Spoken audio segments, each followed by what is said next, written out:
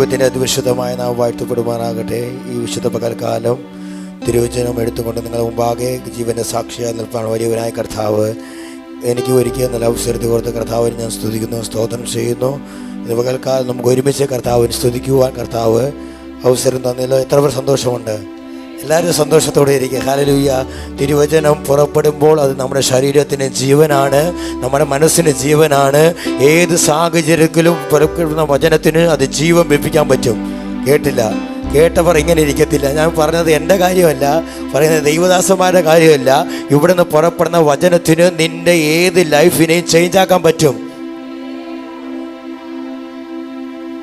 Hallelujah. വിശ്വാസം ഇല്ലാത്തതുകൊണ്ടാണ് ഇത്രയും ക്ഷീണം. അമ്മച്ചിമാർക്ക് മാത്രമേ പ്രത്യാശയുള്ളൂ. വചനം നിന്നെ ജീവിപ്പിക്കുമെന്ന്, വചനം നിന്നെ ശക്തീകരിക്കും, വചനം നിന്നെ ബലപ്പെടുത്തും. എന്തിനാ ഈ വചനം എടുത്തോണ്ട് ഇങ്ങോട്ട് വരുന്നത്? വചനത്തിൻ്റെ കാര്യം പറഞ്ഞപ്പോൾ ഒരു ജീവനും ഇല്ല, ബലവും ഇല്ല. വചനം എന്ത് ചെയ്യും? ജീവിപ്പിക്കാം. വാക്കിൻ്റെ അർത്ഥം എന്തുവാ? അപ്പം നിങ്ങൾ പറഞ്ഞത് ജീവനോടെയാണോ? വചനത്തിന് ജീവനുണ്ടെങ്കിൽ നിങ്ങൾ പറയുന്ന രീതിക്ക് ജീവനില്ലല്ലോ. ഒന്ന് ശക്തിയോടെ പറ, വചനത്തിന് ജീവിപ്പിക്കാൻ കഴിയും. ഒന്നും കൂടെ കയറി പറഞ്ഞാൽ വചനത്തിന് എൻ്റെ ലൈഫിനെ ചേഞ്ച് ആക്കാൻ പറ്റും. ആ വചനമാണ് മരിച്ച് 4 ദിവസം കല്ലറയ്ക്കകത്തിരുന്ന ലാസറിനോട് ലാസറെ പുറത്തു വാന്ന് പറഞ്ഞപ്പോൾ ജീവനായി പുറത്തു വന്നത്. എങ്കിൽ തിരുവചനത്തിൽ നിന്നുകൊണ്ട് ഞാൻ പറയാം, നിന്റെ മരിച്ച വിഷയത്തെ ഇനി ഒരിക്കലും ഉയർക്കത്തില്ലെന്ന് പറയുമ്പോൾ, ശത്രു പറയുമ്പോൾ നീ വാ തുറന്ന് വചനം ഡിക്ലെയർ ചെയ്താൽ ഇല്ലാത്തതിനെ ഉള്ളതുപോലെ, യെസ്, ഇപ്പോഴാണ് ചിലതിനകത്ത് കയറി തുടങ്ങിയത്, ഇല്ലാത്തതിനെ ഉള്ളതുപോലെ വിളിച്ചു വരുത്താൻ നീ ചുമക്കുന്ന ഈ വചനത്തിന് കഴിയും. നിന്റെ ലൈഫിൽ മരിച്ചു എന്ന് നീ പറയുന്നത്, നിന്റെ ലൈഫിൽ നീ അസ്തമിച്ചു എന്ന് പറയുന്ന വിഷയത്തിന്റെ മേൽ നീ ഉയർത്തിപ്പിടിക്കുന്ന ഈ വചനത്തിന് ജീവൻ വെപ്പിക്കാൻ ശക്തി പ്രാപിക്കുക. കേൾക്കുന്ന വചനം പുറത്തു വരുമ്പോൾ അതിനോട് ആത്മാവിൽ പ്രതികരിക്കണം. ഹല്ലേലൂയ. നാം ചുമ്മാതെ അല്ല ഇത് ചുമക്കുന്നത്. സുനിപാസ്റ്റർ പറഞ്ഞതുപോലെ അഭിഷിക്തന്മാർ പറഞ്ഞതുപോലെ ഉണർവിനെ ഏറ്റവും കൂടുതൽ ഉണർവിനെ ക്യാരി ചെയ്യുന്നത് തിരുവചനത്തിന്റെ ശക്തിയാണ്. ഒരു ഉണർവ് വെളിപ്പെടണമോ, നിന്റെ ഹൃദയത്തിനകത്ത് വചനം വേണം. ഒരു ഉറവ് നിന്നിൽ നിന്ന് പുറപ്പെടണമോ, നിന്റെ ഹൃദയത്തിനകത്ത് വചനം വേണം. ഒരു ദൈവശക്തി നിന്നിൽ നിന്ന് വെളിപ്പെടണമോ, നിനകത്ത് വേണ്ടത് വചനമാണ്. ഹല്ലേലൂയ. കേവലം 3-4 അന്യഭാഷ ഉണ്ടായാൽ നിന്നെ ശക്തി വെളിപ്പെടുത്തില്ല. വെളിപ്പെടുവാസേ, കേവലം 3-4 അന്യഭാഷ നീ പഠിച്ചു വെച്ചാൽ നിന്നെ ശക്തി പുറപ്പെടുത്തില്ല. വചനം നിന്റെ അകത്തുണ്ടോ, ശക്തി പുറപ്പെടും. ഇപ്പോൾ കേട്ട വചനം നിമിത്തം നിങ്ങൾ എന്തുള്ളവരായി മാറും? അമ്മച്ചിമാർക്ക് മാത്രമേ അറിയൂ. ഇവിടെ ഉള്ളവർ പറഞ്ഞേ യെസ്, വെരി ഗുഡ്. ഹല്ലേലൂയ. കേട്ട വചനം നിങ്ങൾ എന്ത് ചെയ്യും? അപ്പൊ അന്യഭാഷയല്ല നമ്മെ ശുദ്ധീകരിക്കുക. അന്യഭാഷ കുറ്റം പറയുമല്ല കേട്ടോ. അന്യഭാഷയല്ല നമ്മെ ശുദ്ധീകരിക്കുന്നത്. അന്യഭാഷ നമ്മളെ ആത്മീയ വർധനമാണ് വരുത്തുന്നത്. നമ്മെ ശുദ്ധീകരിക്കുന്നതും നമ്മെ ദൈവത്തോട് അടുപ്പിക്കുന്നതും ഈ ജീവന്റെ വചനമാണ്. ഈ വചനം പുറപ്പെടുമ്പോൾ നീ ആത്മാവി അലസതയോടെ ഇരിക്കരുത്. ഈ വചനം പുറപ്പെടുമ്പോൾ ഏത് അഭിഷിക്തനാണോ പുറത്തു വരുന്നത്, ഈ വചനം നിന്നെ ശുദ്ധീകരിക്കുന്നതാണ്, നിന്റെ കുറവുകളെ തിരുത്തുന്നതാണ്, നിന്റെ പോരായ്മകളെ പരിഹരിച്ച് നിന്നെ നല്ലൊരു ആത്മീയ മനുഷ്യനായി നിർത്തുന്നതാണ് ഈ തിരുവചനത്തിന്റെ ശക്തി.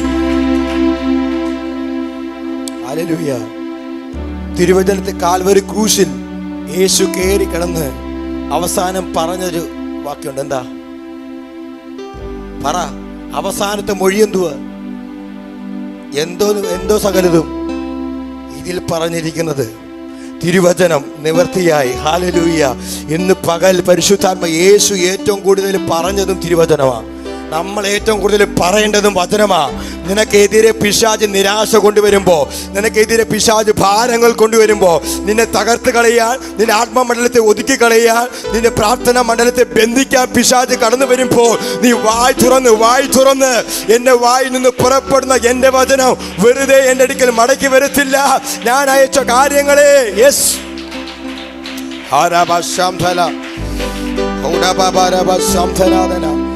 പകൽ അയച്ച കാര്യങ്ങളെ സാധിപ്പിക്കുന്നത് വചനമാണ്. നിനക്ക് എന്ത് കാര്യം സാധിക്കണം, നിനക്ക് എന്ത് വിടുതലാണ് നിനക്ക് വേണ്ടത്, അതിരിക്കുന്നത് വചനത്തിനകത്താണ്. ഇന്ന് പകൽ വചനം കേൾക്കുമ്പോൾ അതിനെ സ്വീകരിക്കാൻ തയ്യാറായിരിക്കണം. വചനം എവിടുന്ന് പുറപ്പെടുന്നോ, ആരിൽ നിന്ന് പുറപ്പെടുന്നു എന്നല്ല നീ നോക്കുന്നത്. ആരിൽ നിന്ന് പുറപ്പെട്ടാലും ആ വചനം എന്നെ ജീവൻ വെളിപ്പെടും. ഹല്ലേലൂയ. ഹല്ലേലൂയ. ഞാൻ നിങ്ങളെ ഒരു ഭയങ്കര ഒരു ബലത്തിലേക്ക് കൊണ്ടുവന്നതല്ല, വൈകാരിക ഉണർവിലേക്ക് കൊണ്ടുവന്നതല്ല. വചനത്തിന് നമ്മൾ മാറ്റങ്ങൾ സൃഷ്ടിക്കാൻ പറ്റും. ഒരു വചനം കേൾക്കുമ്പോഴാണ് നാം രൂപാന്തരം പ്രാപിക്കാൻ പറ്റുന്നത്. കഴിഞ്ഞ നാളുകളിൽ നാം അന്യഭാഷ കേട്ടിട്ടുള്ള അല്ലെങ്കിൽ വേറെ ആരാധന കണ്ടിട്ടാണോ നാം ആലയത്തിലേക്ക് കയറിയത്? ഒരു വ്യക്തിയുടെ വായിൽ നിന്ന് യേശു നിനക്ക് സമാധാനം തരും. എവിടെ ഉള്ളതാ? വചനത്തിലുള്ളതാ. യേശു നിനക്ക് സന്തോഷം തരും. എവിടെ ഉള്ളതാ? വചനത്തിലുള്ളതാ. യേശുവിനെ നീ രക്ഷിതാവായി സ്വീകരിച്ചാൽ നിന്റെ അവസ്ഥയ്ക്ക് വ്യത്യാസമുണ്ടാകും. എവിടെ ഉള്ളതാ? വചനത്തിലുള്ള. ഈ വചനം കേട്ടിട്ടാണ് ഇന്ന് പകൽ ഇവിടെ കർത്താവിനെ ആരാധിക്കാൻ നാം വന്നത്. അതുകൊണ്ട് ഞാൻ കയറി പറയാം, വചനം നിന്നെ ആത്മീയ വർധനവ്, വചനം നിന്നെ രൂപാന്തരപ്പെടുത്തു, വചനം നിന്നെ ചെത്തു, വചനം നിന്നെ വെടിപ്പാക്കു, നിർമ്മല കന്യകയാക്കി, നേരൊരു നിർമ്മല മണവാട്ടിയാക്കി ആ മണവാളനോട് ചേർക്കുന്നത് ഈ വചനമാണ്.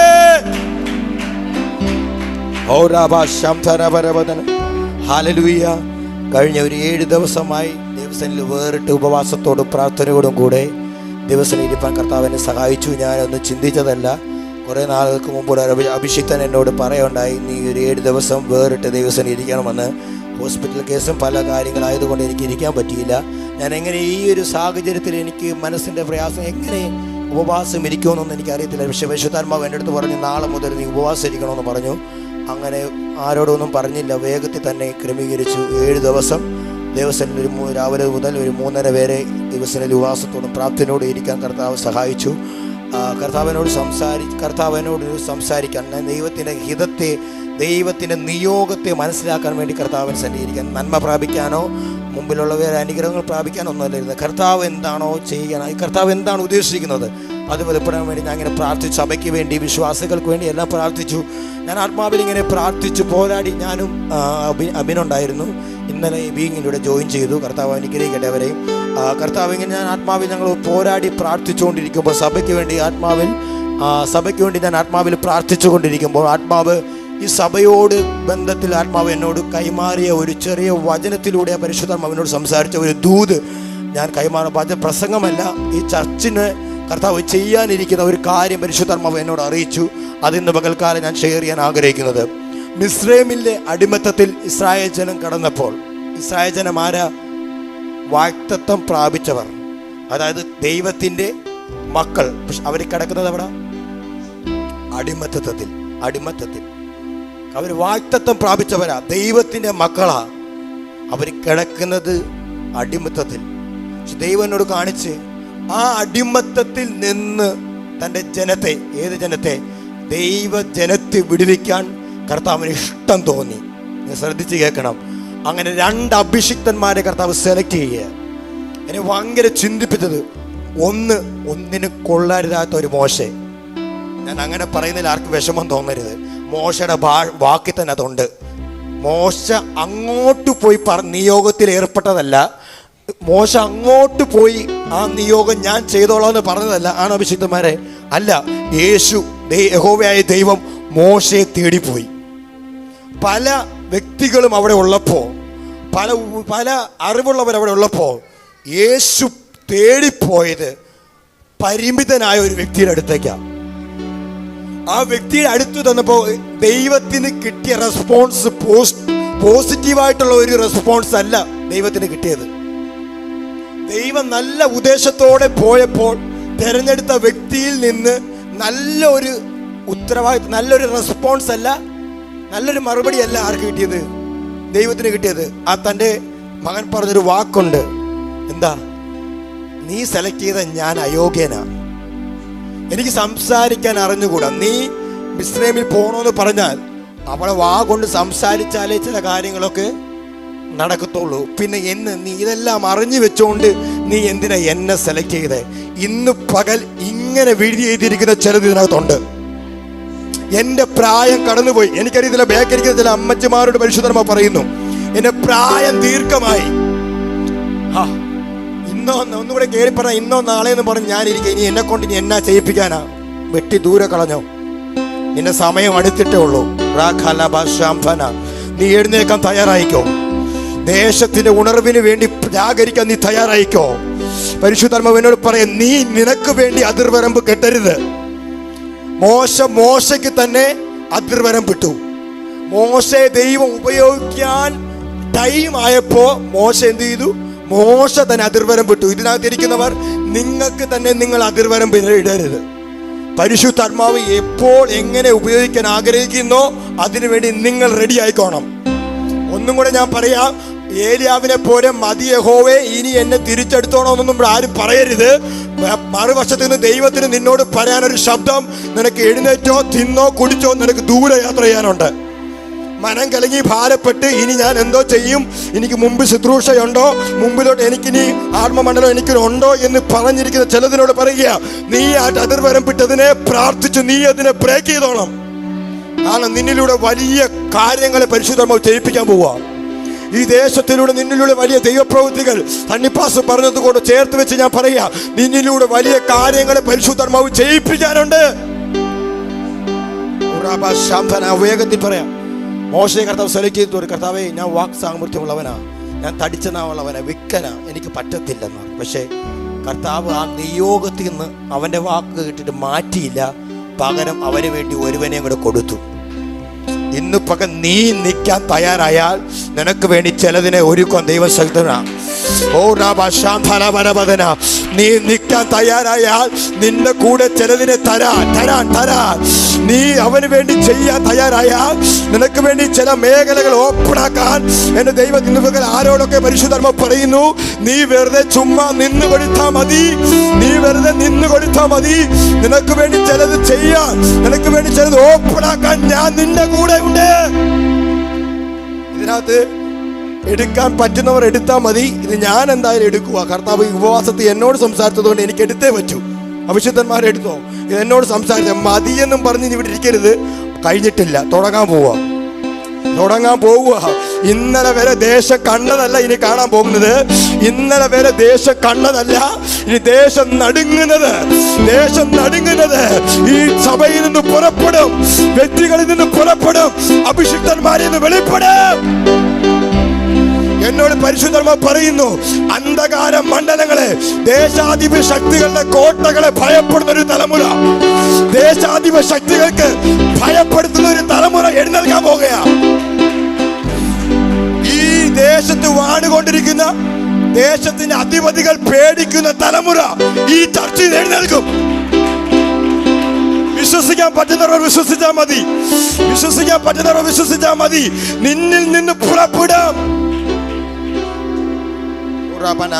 ഞാൻ പറഞ്ഞു വരുന്ന കാര്യത്തിലേക്ക് എനിക്ക് കയറാൻ പറ്റുന്നില്ല. ഹല്ലേലൂയ.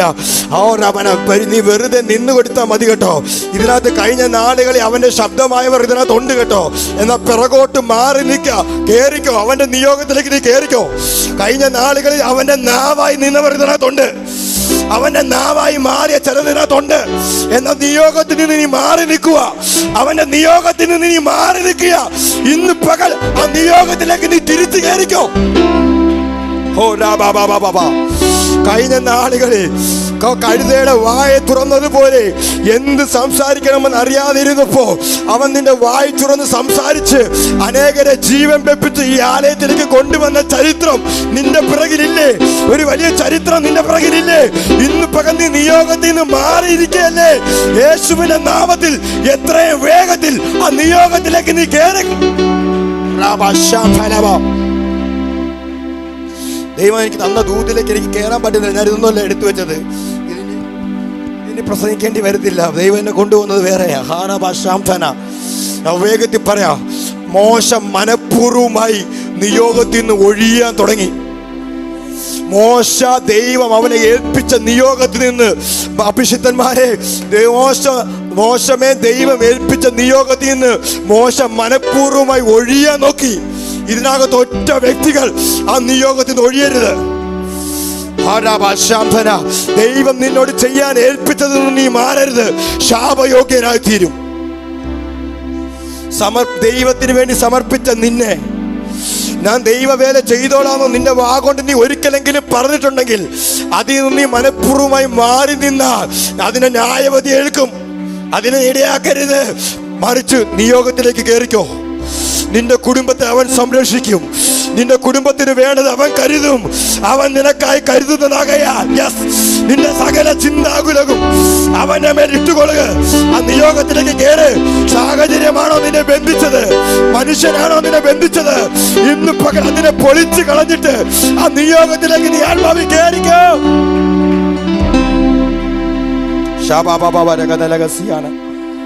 ഹല്ലേലൂയ. മോശയെ ദൈവം ചെയ്തു, സെലക്ട് ചെയ്തു, നിയോഗം ഏൽപ്പിച്ചു. അവന്റെ ധൈര്യത്തിന് വേണ്ടി ഒരു വ്യക്തിയും കൂടെ കർത്താവ് എന്ത് ചെയ്തു? കൂടെ ചേർത്തു. അടുത്ത വാക്കിൽ ഞാൻ വേഗത്തെ സഭയോട് ദൂത് പറയാം. ദൈവം എന്നിട്ട് മോശയോടും അഹരോനോട് പറയുക, നിങ്ങൾ എന്ത് ചെയ്യണം? അടിമത്തത്തിലമായ മിസ്രൈമിലേക്ക് നിങ്ങൾ എന്ത് ചെയ്യണം? പോകണം. അടുത്ത വാക്ക് നിങ്ങൾ ശ്രദ്ധിക്കണം. അതാണ് ദൂത്. ഈ ചർച്ചിനോട് ദൈവം സംസാരിക്കാൻ വന്ന ദൂത്. അവിടെ പോയി ചില അത്ഭുതങ്ങളെ കാണിക്കാൻ അവിടുത്തെ ഫറവോൻ നിങ്ങളോട് ആവശ്യപ്പെടും. അപ്പോൾ നിന്റെ കയ്യിൽ ഇരിക്കുന്ന വടി നീ എന്തോ ചെയ്യണം? നിലത്തിട്ടോണം. അതുവരെ വടിയായിരുന്നത് നീ നിലത്തിടുമ്പോൾ അത് സർപ്പമായി മാറും. ഇത് കണ്ടിട്ട് ഫറവോന് ദേഷ്യം തോന്നിട്ട് അവൻ ഇതിനകത്ത് എഴുതി വെച്ചിരിക്കുന്ന വാക്യം അങ്ങനെ 7-ാം അധ്യായം 11-ാം വാക്യം വീട്ടിൽ പോയി വായിച്ചാൽ മതി. അപ്പോൾ ഫറവോൻ വിദ്വാൻമാരെയും ശുദ്രക്കാരെയും വിളിച്ചു മിസ്രൈമ്യ മന്ത്രവാദികളായ ഇവരെയും തങ്ങളുടെ അവരുടെ മന്ത്രവാദത്താൽ അതുപോലെ ചെയ്തു. ഏതുപോലെ? വടി പാമ്പാക്കി. അടുത്ത ദൂത് ചർച്ചിനുള്ള അത് പറയുമ്പം ആത്മാവ് സ്വീകരിച്ചോണം. 2 വടികളും പാമ്പായി. പക്ഷേ മോശയുടെ അഹരോൻ ഇട്ട വടി മറ്റു വടികളെ വിഴുങ്ങിക്കളഞ്ഞു. എന്നോട് പരിശുദ്ധാത്മാവ് പറഞ്ഞത്, ഇന്നലെ വരെ സഭയ്ക്ക് വിരോധമായി നിന്ന ചില മന്ത്രവാദികളെ, ചില ക്ഷുദ്രക്കാരെ ഇവിടുന്ന് വെളിപ്പെടുന്ന ദൈവശക്തിയാ ചിലതിനെ വിഴുങ്ങാൻ പോവുക. വചനത്തിലൂടെ എന്നോട് പരിശുദ്ധാത്മാവ് സംസാരിച്ചതാ. സഭയ്ക്കെതിരെ മന്ത്രവാദം ചെയ്ത്, സഭയ്ക്കെതിരെ ശുദ്രപ്രയോഗം ചെയ്ത്, അഭിഷിക്തനെതിരെ മന്ത്രവാദം ചെയ്ത വ്യക്തികളെ പരിശുദ്ധാത്മാവ് വിഴുങ്ങാൻ പോവുക. പരിശുദ്ധാത്മാവ് വിഴുങ്ങാൻ പോകുക. എന്നോട് ശക്തമായി ഇടപെട്ടതാ. വെറുതെ ഒന്നല്ല, 7 ദിവസം ഇരുന്നപ്പോ ദൈവം എന്നോട് ഇടപെട്ടതാ. ദൈവം ഈ ദേശത്തെ നടുക്കാൻ പോവുക. അവർക്ക് മന്ത്രവാദം ചെയ്യാൻ കഴിയാത്ത നിലവാരത്തിൽ ചില ഭയം അടിക്കാൻ പോവുക. എന്നോട് അങ്ങനെ തന്നെ പറഞ്ഞു, മന്ത്രവാദം ഏക്കത്തില്ലെന്ന്. മന്ത്രവാദം ചെയ്ത് മടുക്കും. മന്ത്രവാദം ചെയ്ത് മടുക്കും. പരിശുദ്ധാത്മാവ് വീണ്ടും പറയുന്നു, ഈ മന്ത്രവാദിയെ ഞാൻ എന്റെ സഭയോട് ചേർക്കും.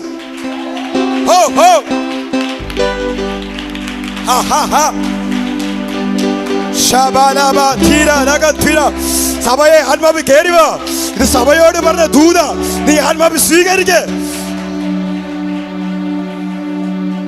ഒരു കാര്യം കൂടെ ഞാൻ കേട്ടി പറയാം. സഭയെ ചിതറിച്ച് കളയാൻ നിന്ന മന്ത്രവാദം, സഭയുടെ പതനം കാണാൻ നിന്ന ചില മന്ത്രവാദികൾ മാത്രമല്ല, മന്ത്രവാദം ചെയ്യിപ്പിച്ച ചിലതും, മന്ത്രവാദം ചെയ്യാൻ സപ്പോർട്ട് ചെയ്ത ചിലതും കരച്ചിലോടെ ഇവിടെ കയറും. അലറിക്കൊണ്ട് ഇതിനകത്ത് കയറും. ചില വടിയെ ഞാൻ വിഴുങ്ങാൻ പോവുക. അഭിഷേകത്താ ചിലതിനെ വിഴുങ്ങും. അഭിഷേകം ചില വടിയെ വിഴുങ്ങും. ഇവിടുന്ന് വെളിപ്പെടുന്ന അഭിഷേകം ചിലതിനെ വിഴുങ്ങാൻ പോകുകയാ. ഇവിടുന്ന് പുറപ്പെടുന്ന ദൈവ സാന്നിധ്യം ചിലതിനെ വിഴുങ്ങും.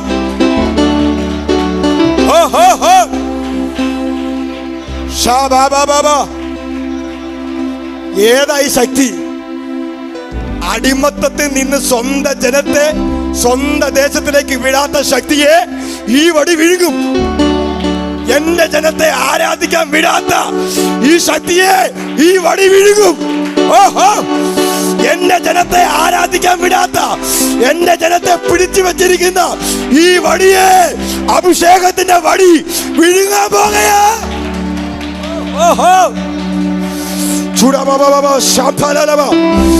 വിശ്വസിക്കുന്നേ, നിന്റെ ദേശത്ത് കിടക്കുന്ന ചിലതിനെ നിന്റെ അഭിഷേകത്തെ നീ വിഴുങ്ങാൻ പോകുകയാ. നിന്റെ ദേശത്ത് സമാധാനമില്ലാതെ സ്വസ്ഥത നഷ്ടപ്പെട്ട് കിടക്കുന്ന ചിലത് നിന്നിൽ വെളിപ്പെടുന്ന ശക്തിയാ. നീ ചിലതിനെ വിഴുങ്ങും. നീ ചിലതിനെ വിഴുങ്ങും. നീ ചിലതിനെ വിഴുങ്ങും. നീ ചിലതിനെ വിഴുങ്ങാൻ പോകുകയാ. ഇന്നലെ വരെ നിന്നെ കീഴ്പ്പെടുത്തിയ ചിലതിനെ, ഇന്നലെ വരെ നിന്നെ കീഴ്പ്പെടുത്തിയതിനെ നീ വിഴുങ്ങാൻ പോകുകയാ. ആത്മാവിനാ നീ വിഴുങ്ങാൻ പോകുകയാ. ഓ രാബാലാബര ഞാൻ വെറുതെ തമാശ ഒന്നുമല്ല പറഞ്ഞത്, നിങ്ങളെ ഇളക്കി വിടാൻ വേണ്ടി പറഞ്ഞതല്ല. ഉപവാസ പ്രാർത്ഥനയുടെ 5ാമത്തെ പകൽ പരിശുദ്ധാത്മാവ് വചനം തുറന്ന് എൻ്റെ കാതിൽ കേൾപ്പിച്ചതാ. ഇന്നലെ വരെ നിന്നെ വിഴുങ്ങും, നിന്നെ വിഴുങ്ങും. സഭയുടെ നന്മയെ വിഴുങ്ങിക്കളഞ്ഞ വ്യാപാരം, സഭയുടെ അനുഗ്രഹത്തെ വിഴുങ്ങിയത്, സഭയുടെ അനുഗ്രഹത്തെ വിഴുങ്ങിയത്, സഭയുടെ സന്തോഷത്തെ വിഴുങ്ങിയത്, ഇന്ന് പകൽ അതിനെ വിഴുങ്ങാൻ ഒരു അഭിഷേകത്തിന്റെ കൈ ഈ ചർച്ചയിൽ നിന്ന് പുറപ്പെടാം.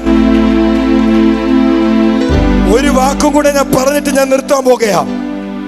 ഏതാ ഈ വടി? ഒന്നും കൂടെ ഞാൻ പറയാം. മറ്റുള്ളവർ കാണുമ്പോ ഈ പേട്ട് വടി കൊണ്ട് എന്നാ കാണിക്കാനാ? മനസ്സിലായില്ലേ? മറ്റുള്ളവർ നിങ്ങൾക്ക് ഈ പേട്ട് ചർച്ചിലുള്ളവർ, ഈ പേട്ട് ചർച്ച്, ഈ ചെറിയ ചർച്ച് എന്നാ കാണിക്കാനാ? അടാ ചിലത് വിഴുങ്ങിക്കറിയുമ്പോ ചിലത് ഞെട്ടും.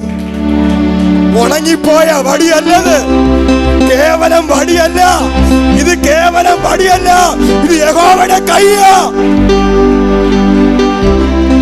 ഓ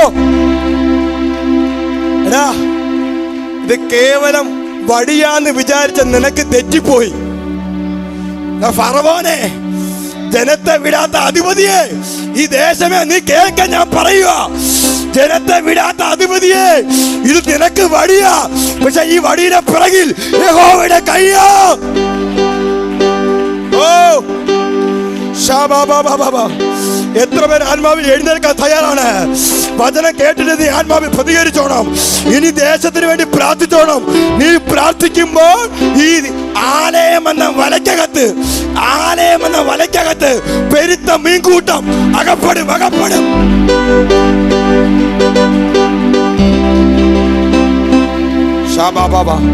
രണ്ടാമത് എന്നോട് കേൾപ്പിച്ച ശബ്ദം, ആ കെട്ട് ചിലതിനെ വിഴുങ്ങിക്കളയുമ്പോ ഈ ആലയമാകുന്ന വലയ്ക്കകത്ത് വലുതും ചെറുതുമായ ചിലത് അകപ്പെടും.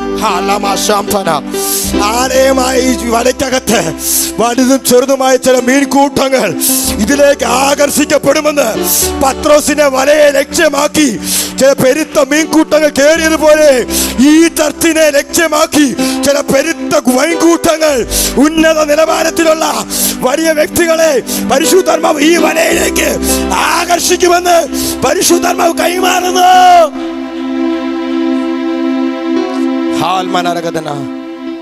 പലർക്കും തോന്നും ഇതൊരു ഉണക്ക വടിയാന്ന്, പലർക്കും തോന്നും ഇതൊരു പുരോഗതി ഇല്ലാത്ത ചർച്ചാന്ന്.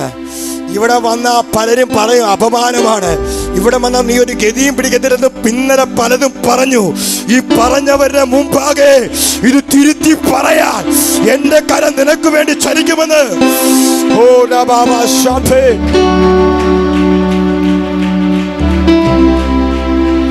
ഹല്ലേലൂയ.